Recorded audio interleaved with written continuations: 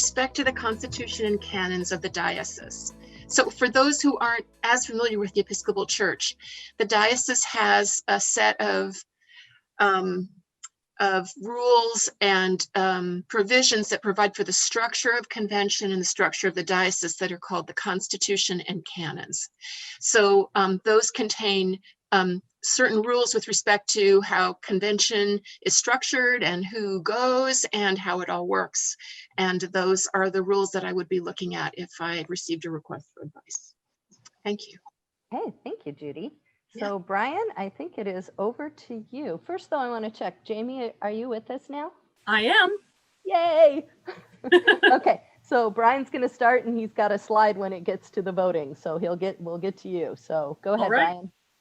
Good afternoon, everyone. My name is Brian Chrislock, and I'm the Vice Chancellor for the diocese. As Judy said, that's a fancy term for a lawyer in Episcopal Church speak. And for this convention, I'll be serving as your parliamentarian. So as Judy mentioned, we have a constitution and canons that govern the kind of the structure and the organization of the diocese, and parliamentary procedure isn't about structure, but it's about process. Is how do we make decisions once we are in convention or meeting? And we are in a brave new world in many respects, in that normally we are meeting in person. We're face to face, we're all in one room, but now we are in an age of Zoom, and it's a new experience for all of us, myself included. I'll be honest, I have never served as a parliamentarian of a virtual convention. My experience has all been in person, face to face, in a large convention hall. So this is a new experience for me just as much as it is for you. And when we approach this, we have been deliberate in trying to preserve the rights of delegates, the ability of people to participate, and try to replicate as much as possible that process in an electronic environment. And we have been very intentional and very focused on making sure that we are able to have a successful electronic convention. So a few things that, as we dig into this, to know about is that, we're going to have a new debate process, a new way to participate in debate. We are not going to have microphones that you can stand up at. We're going to have an electronic platform that Jamie is going to go over in a minute.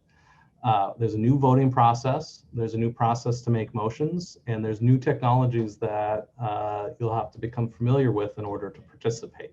So it's a lot of new stuff. But what's not new is that we haven't changed a lot of things, that everyone has a right to attend, everyone has a right to participate in the debate, everyone has a right to make a motion, and everyone has a right to vote. So the fundamentals are still there. Some of the process is different, but we're keeping with the fundamentals. So one of the roles that we're going to go over today is to kind of dig into some of these new processes and then review some familiar processes that have already been in place. So the first couple of things is the new debate process and the new voting process. And I'll go ahead and turn it over to Jamie, who's our dispatch of business, to kind of give us an overview of some of that. Good afternoon. Yes, I'm Jamie Balducci. I'm dispatch of business. I attend Epiphany Parish and am happy to join you again this year as dispatch of business. And my role in that is to help keep the trains running on time, keep us on time, on schedule, and help you navigate through some of the different switching that we're going to need to do in our debate process and voting process. So you'll know in this new world, we don't have a convention floor, we don't have pro and con microphones that you can come and speak at. So we have a whole new way of accessing our debate activity. And sadly, no green and red cards. I know you will be so sad to miss those. But the debate process, when we move into the debate portion, our business meeting, we're going to move from our Chime convention web platform into our Zoom webinar platform, which will look a little bit more like this, what you see today. And in that platform, we will have the opportunity, you will have the opportunity to participate and to have a voice in the during the convention. And Dee, shall I go through the process? Yeah, Jamie, I'm wondering, you're coming across very garbled. And I know you're working with new equipment. Let's see if this works. That's better so far. Okay, and I still have a speaker. Okay. That sounds much better. Okay, great. So what was Okay. your question? The question was, shall I go through the notes is it just making sure this is the right time to do that? Yeah, let's go ahead and do that. Okay. So when you would like to speak at the floor of convention during our Zoom webinar, you're going to go to the Q&A section. It'll be a box on your screen that says Q&A. It might be very small, and we will provide you with some screenshots to help you find where it is on your screen. But you'll go to that Q&A section, and you'll type in the information about you so that we know who you are to certify you as someone who's eligible to speak either to or for a resolution, or this is also the point at which, if you have one of those interrupting motions that our parliamentarian usually tells us about, though those can be offered at that time too. But rather than posting a question, you're going to post your name, your status of lay or clergy, your congregation name and city, because you know we have a number of St. Andrews around, so your name and your city, and whether you are speaking for or against the question on the floor. And we need all of that information in order to certify that you're eligible to speak.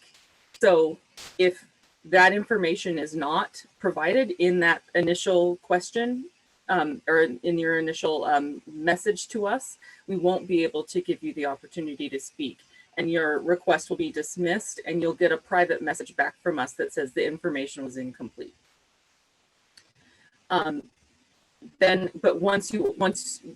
assuming that you all will put in all the information correctly and will clearly be able to know that you are ready to talk, what will happen is then when it's your turn to speak, I will tell the bishop that it is your turn to speak. I'll say your name and say, Bishop D.D. Moore, for instance, is ready to speak, and the bishop will recognize you. During that time, our technical team will enable you to be able to speak.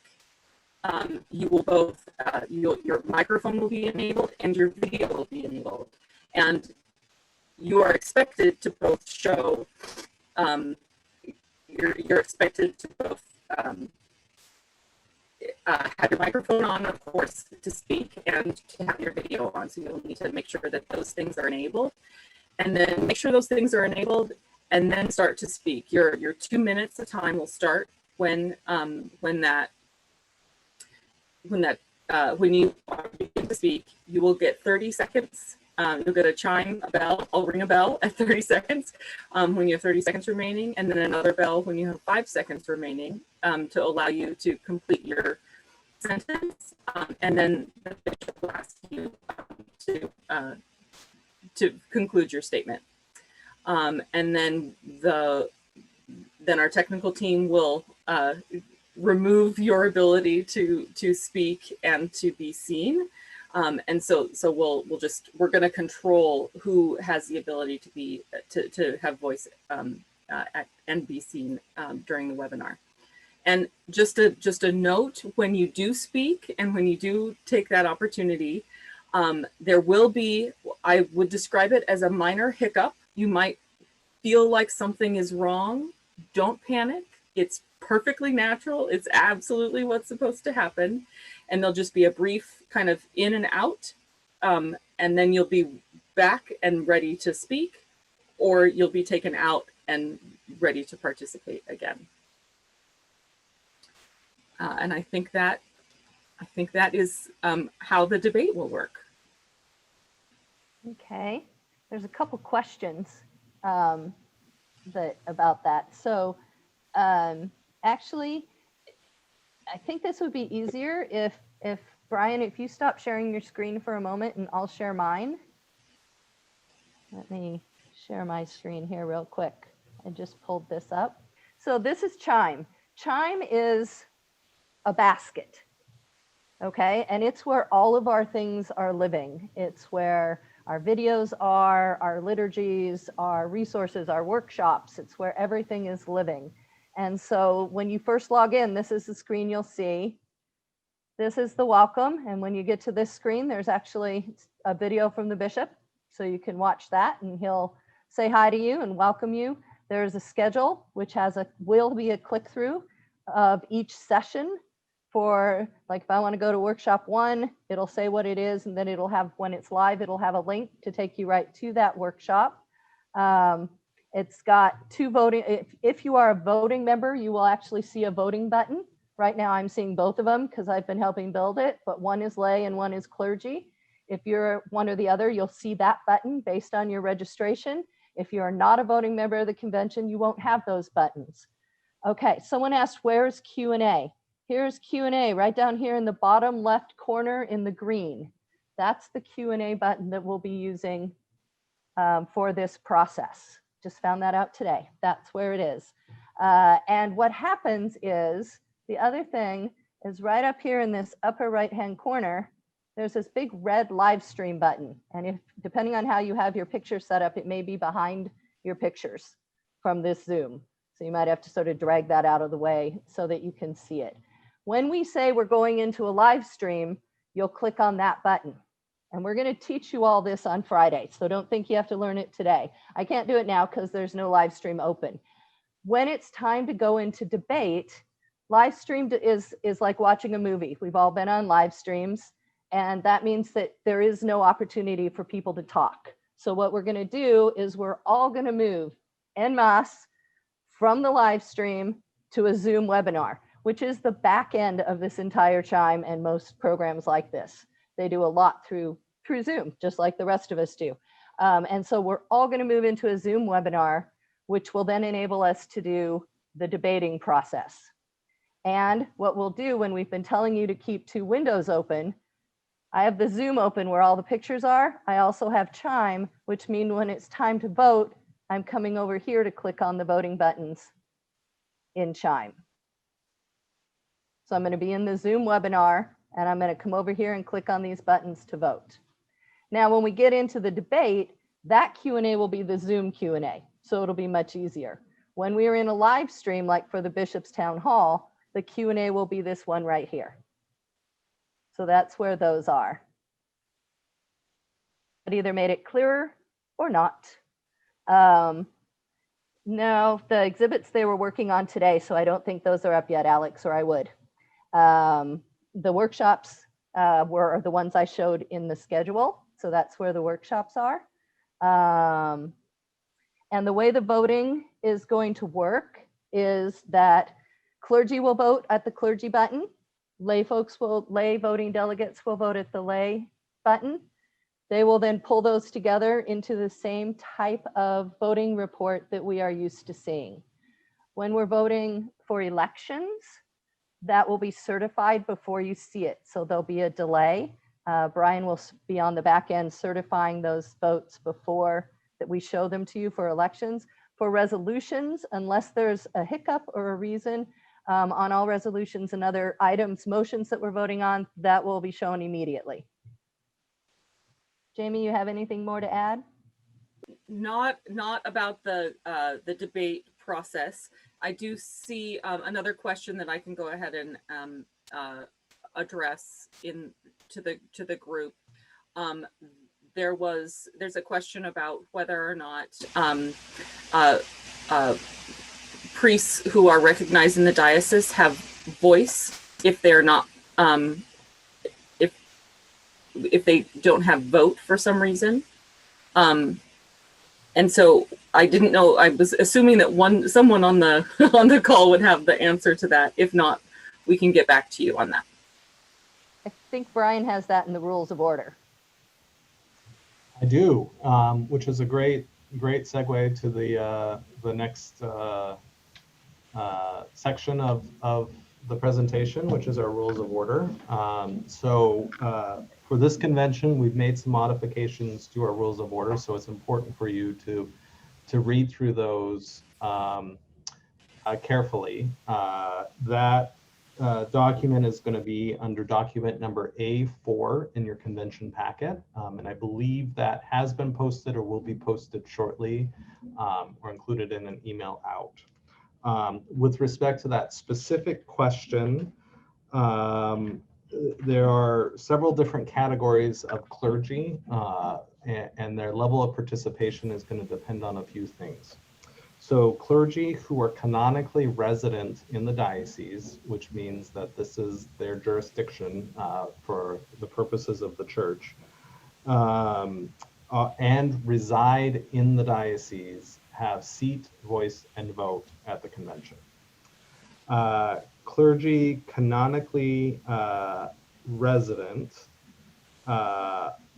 but not living in the diocese or working within a cure in the diocese, only have a seat and voice. So if you're resident, but you're not working here or living here, canonically resident, but not living here or working here, you only have seat and voice.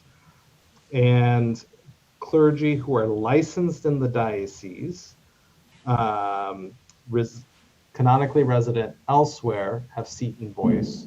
And clergy who are licensed in the diocese and are in charge of a congregation have seat, voice, and vote. So there's a few different categories. Those are all spelled out in the rules of order on page 2 of the document. So if you have any questions about that, you can go and take a look at that document and see what that which category applies to you. And if you have any questions, feel free to reach out to Judy or myself on that question, and that'll be handled as part of your registration. I did see another question in the Q&A from George asking about whether or not we announce ourselves, even though you're putting your name in the Q&A. So if you say your name and congregation and city when you start speaking, and I believe the answer is yes, because the Q&A is just a verification process, because we have no other way to sort through who's a registered attendee and who's not. So we're using this back-end process to verify who can make a motion or speak. But the rest of the members don't see that. So you'll still need to say your name, your congregation, and your city when you present. When you get the rules of order, don't panic. They're not major changes, but they do outline some of the rights, in our intention in terms of trying to structure this in a very fair and open democratic process. So one of the requirements of the rules of order is that everyone should be ready to go 15 minutes before the session is scheduled to go. And the reason why we're asking you to do that is because if the session is scheduled to start at 1 and everyone's trying to log in at 1, and there's a bunch of technical issues at that time that we're having to work on the back end, that's going to be impossible for us to resolve. So we're wanting you to get comfortable with the platform, log in, test it out, make sure everything's working okay, making sure you're comfortable with how things are working so you can fully participate. The other piece is that if you're participating, as Jamie kind of talked about and Dee Dee went over, we're having two platforms here, right? We have the Chime platform, which is that website, and we have the Zoom webinar type interface with the Q&A process. The reason why we're doing that was because it was important for us that members have an opportunity to be seen and heard and participate in the debate. And the Zoom is the platform that allows you to do that. So everyone will be able to see who's speaking. Everyone, if they have the camera, everyone will be able to listen simultaneously, see the platform, and participate fully. It'll also serve as a mechanism for us to make motions, and you'll see some of those procedural requirements in the rules of order. The other piece, some little tweaks, is we've tried to be a little more efficient in our process because we all know how exhausting Zoom meetings can be. So one of the pieces is you'll also see in the rules of order, which will be adopted at the beginning of the convention, a list of everyone who's being given seat and voice at the convention. That'll be voted on as part of the rules of order. And the need that anyone who wishes to speak needs to be called upon by the chair. Now, in a normal convention, there are certain motions that you can make to interrupt another speaker, and it's next to impossible to manage that in Zoom. So the process will be, we follow the Q&A process, and I'll talk a little bit about that when we get to that point, to interrupt another member if you have that right to on the floor of the convention. So you'll see that process kind of outlined on a procedural basis here. Another key fact is everyone is limited to 2 minutes in debate, and they can't go over that. The dispatch and the platform will be keeping track, and then if they may be switched to someone else or back to the chair. You can only speak once on any resolution or amendment. So one time, except the proposer of a resolution can speak twice, at the beginning and then typically at the end. There's some outlines with respect to voting and elections. As Dee Dee mentioned, one of the cool things about this platform is it's smart. It knows who's clergy and who's lay based upon your login.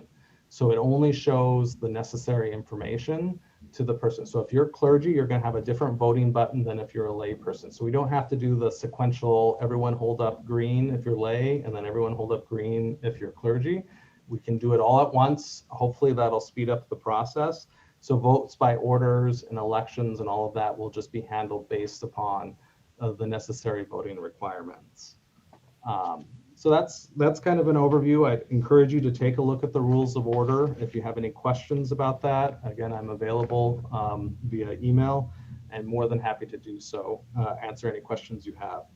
One other final note, you'll also see in the rules of order, if you have any amendments, you need to submit those amendments in advance in writing so we can build them into the system and process it. And you'll see the email addresses to submit those amendments in the rules of order. So we try to make it as easy as possible. So if you want to know how to submit an amendment or submit a resolution, a 6-hour resolution, it's all right there in the rules of order. So, okay. So the next item is I'm going to give you a brief overview of a few key parliamentary motions that I've identified that you may have questions about. One is points of order and points of privilege. Points of order and points of privilege, typically, if you were in a convention hall, you could raise and yell point of order and then be recognized by the bishop, even if someone else had the floor. In this environment, we can't really do that because there's no real way to do that with the Zoom webinar platform. So, so you'll have to submit through the Q&A platform, and we'll test this and we'll go through this so you have an opportunity to try it out. A point of order, and you say specifically name, congregation, city, and then point of order instead of for or against. Just say that, and then you'll be recognized. You may, if it's just a question or something like that, you may want to include a little additional information because that can give us a heads up and speed things up as we're doing it. But you don't have to. You're welcome just to say point of order to be recognized by the bishop. The same thing goes with points of privilege. And points of privilege, just as a reminder, relate to the privilege of the assembly. So they're not chances to speak. What they really are is a chance like I can't hear, or your audio is not very clear, or your screen blacked out, you know, for the presiding officer or someone like that, or the system has crashed. Those are Try not to run technical questions through that. There'll be a separate channel, I'm assuming, DD, for technical questions that people have relating to the operation of their system, not through the main convention platform. We'll want to keep those separate so we're not interrupting the flow of convention with technical questions.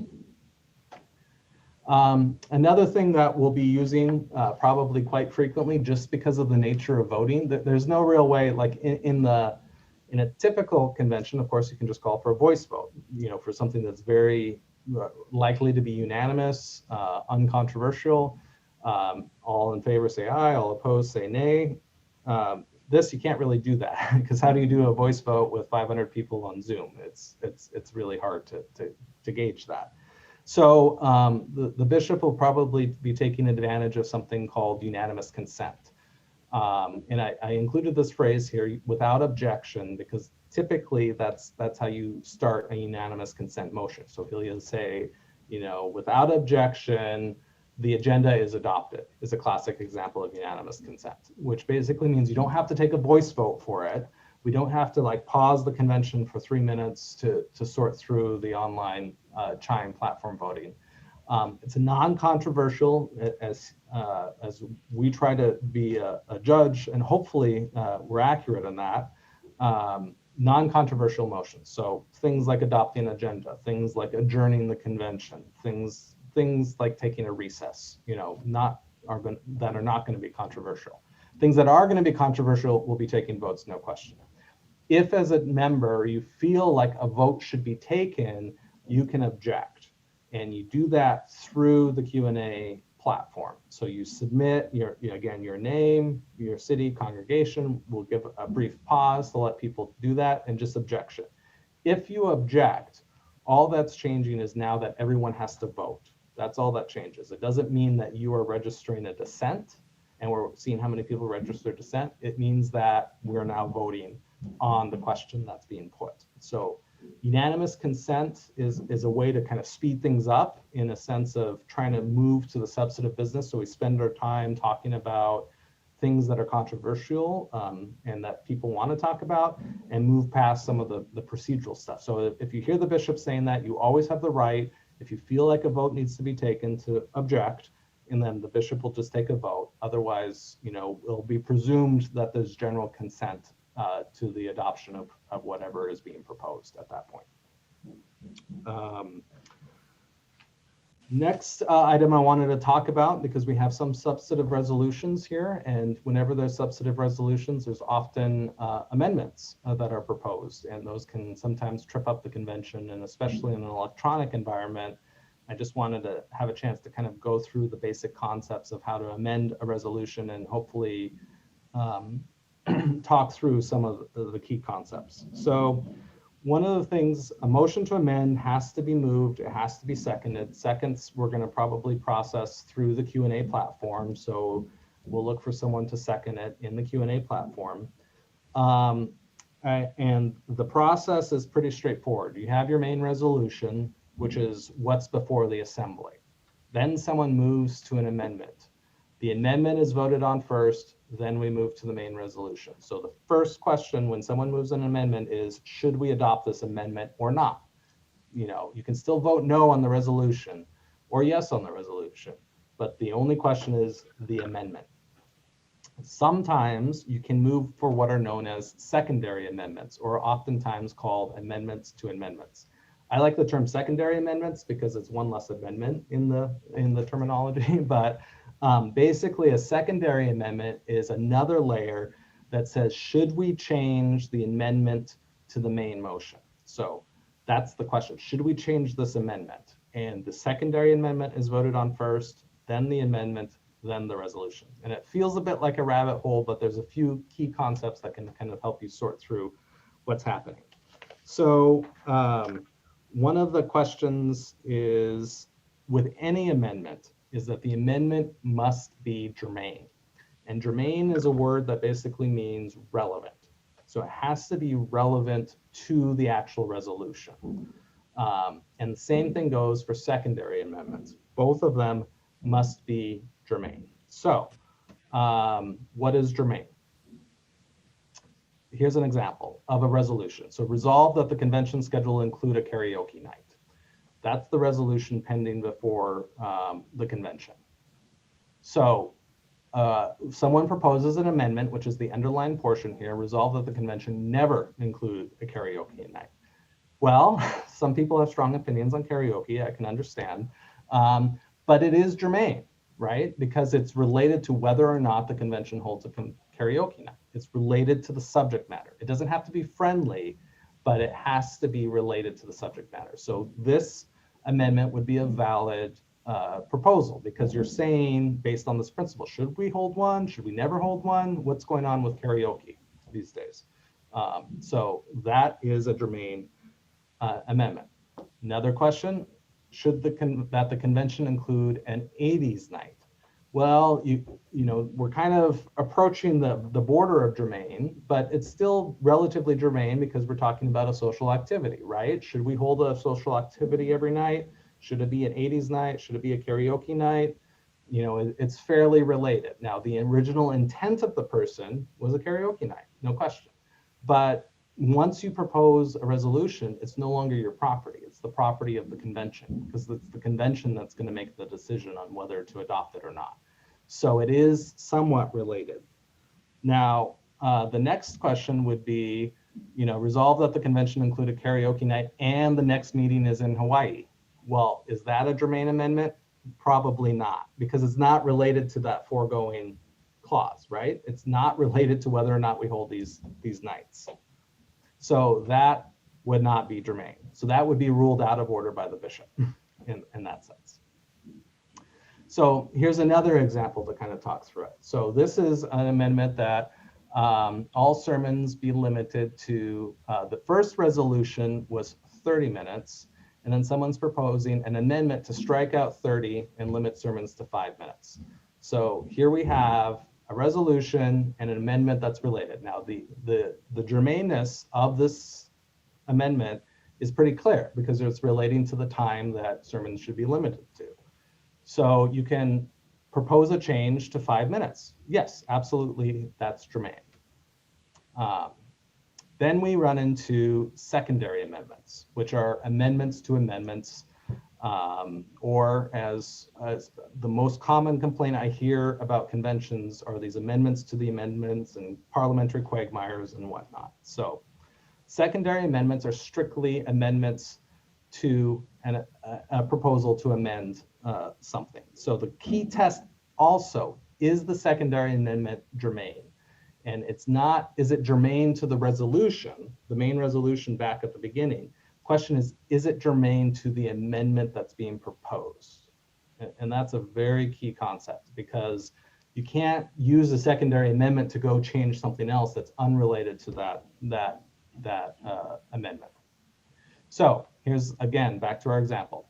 All Sunday sermons be limited to 5 minutes is the proposed amendment. So we had 30, and someone's proposing to limit Sunday sermons to 5 minutes every Sunday. And you'll see the amendment, the strikeout, and the insert portion.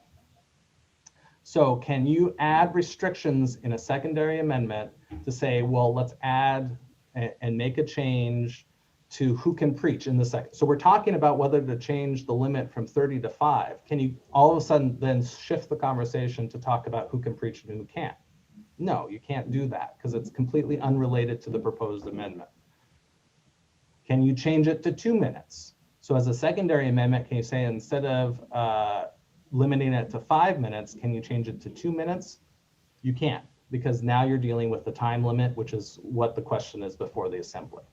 So, and that's kind of an overview of amendments to amendments and some key parliamentary concepts. So with that, there's a lot more out there. If you ever need some nighttime reading to help you go to sleep, I highly recommend Robert's Rules of Order. There's a new edition that just came out.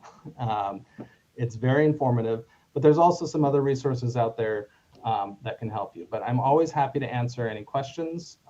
This is just a brief overview. We're not digging in depth in any of these concepts. These are just a few key concepts to kind of get out there. And with that, Dee Dee, if there's any other questions, I'm more than happy to answer them. There's a first one from George Robertson. He'd like to know, how do you call the question? Well, George, you'd have to participate in the Q&A, and you'd have to do the name, congregation, city, and that you'd like to make a motion instead of speak for or against. So you'd include in that you'd like to make a motion. You can list it's not necessary. You can list the motion you'd like to make, but that's how you would do it. Now, just as a reminder to everyone, if someone calls the question, that is a motion. So the convention has to vote on for or against that. It's not just call the question and we vote. We then have to vote, and it's a 2/3 vote to end debate. So it's really a motion to end debate is what calling the question means. Brian, is it not also true, like we do in a physical convention, that is not one that takes precedent over other motions? It has to wait in line until you are called in the queue. Right. You cannot interrupt a speaker to make that motion, and it is, yes, in the queue, just like any other. Some of the most common motions to amend, motions to substitute, call the question or move to end debate, postpone consideration, all of those are standard motions that just follow within a queue, and you have to be called upon at an appropriate time. Other questions in Q&A? That was the only one that came in after everything that Brian said, or you can ask a question of Brian or of any of the rest of us as well. Any other questions?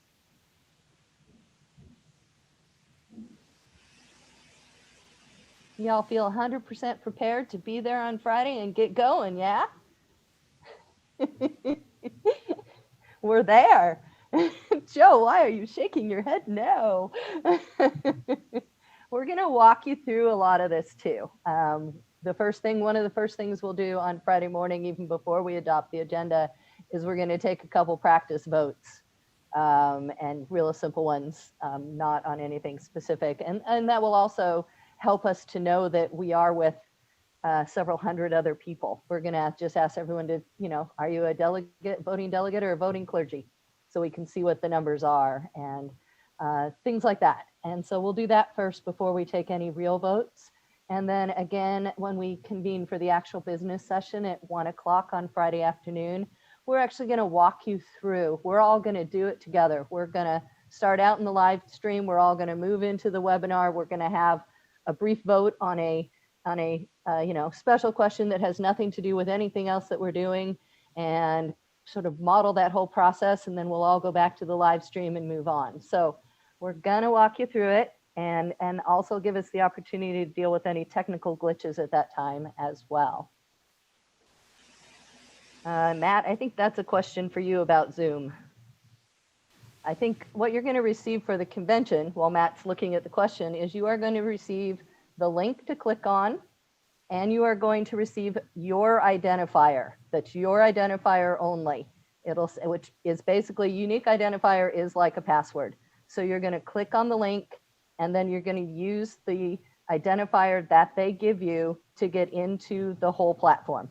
After that, they're going to be moving us. I'm not going to, but our tech team is going to be moving us from live stream to Zoom and back again by just flashing. Like if I said, let's go right now, a link would show up right on all of our screen that would say, the live stream is open, click here. And then when we want to move again, a link will appear on your screen that says the Zoom webinar is open, click here. So once you're inside Chime, you're not going to need any passwords to move between those different platforms. And that's what we're going to walk through first thing at 1 o'clock on Friday, so that everybody gets to experience that. Even more important to be there and logged in early on Friday afternoon. Yes, that's pretty much exactly what I was going to say. Yeah. There you go. They'll just pull you over. You shouldn't have to log in or do anything. It should just be automatic. You might have to click accept or something like that, but yeah. Shirley, you want to know about split screen? What you have to be able to do is, because as a voting member, you need to have Chime open. Like I showed you, you have to have access to those two voting buttons. When you go to Zoom, you don't necessarily need to have a split screen, but you need to be able to, like all of us have open at one time. You've got Amazon open over here, and you've got Facebook open over here. You have to have it like that. And you can either have those as two tabs, that's how you're used to dealing with it, or you need to open 2 separate windows on your computer. For those who have them, like I have 2 separate computers, I will probably have one open on one computer and the other open on the other computer because my screens are fairly small. And so I'll want Chime to be open on one, and I'll want the Zoom webinar to be open on the other. And so it really depends on what your setup is. The most important thing is if you, I see here we have several on this screen where there are 2 of you sitting next to each other, husband and wife or roommates or partners.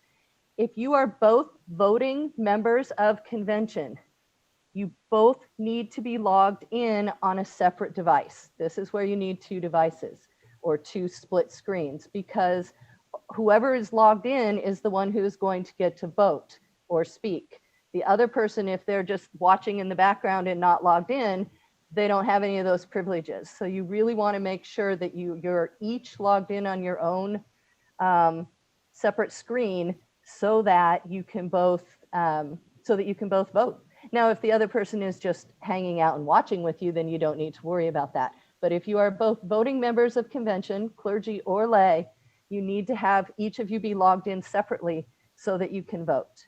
Yes, I have seen that. I have not done it on my mobile phone, but they say that this Chime is responsive to mobile to do that as well. So you could have the live stream going on your phone and then be doing all of the voting and everything else on your computer screen. So that is an option as well.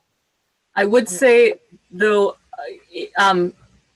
it's going to be very difficult to manage both platforms on one mobile phone device. Yeah. It's a very small screen and a lot to try and manage. So if you can get yourself access to a computer, I would strongly recommend it. And I think, Barbie, what you're saying is closed captioning. For closed captioning, we are having that, and that will be on both on the live stream and the Zoom. But I'm not sure how that would appear on a phone. I think if you really want to we are having both live stream, Spanish language, and ASL.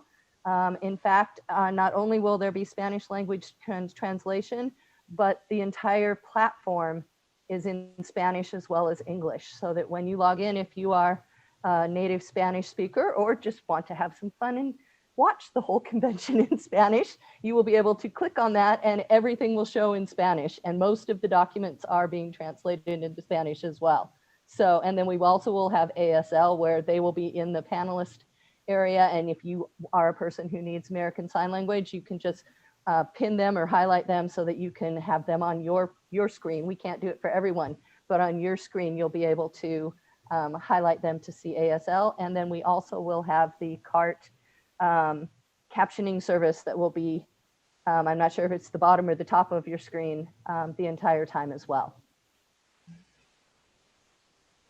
You're welcome. Any other comments from any of the other presenters? Anything that came up for you while Brian was talking? All right. I think we are there then.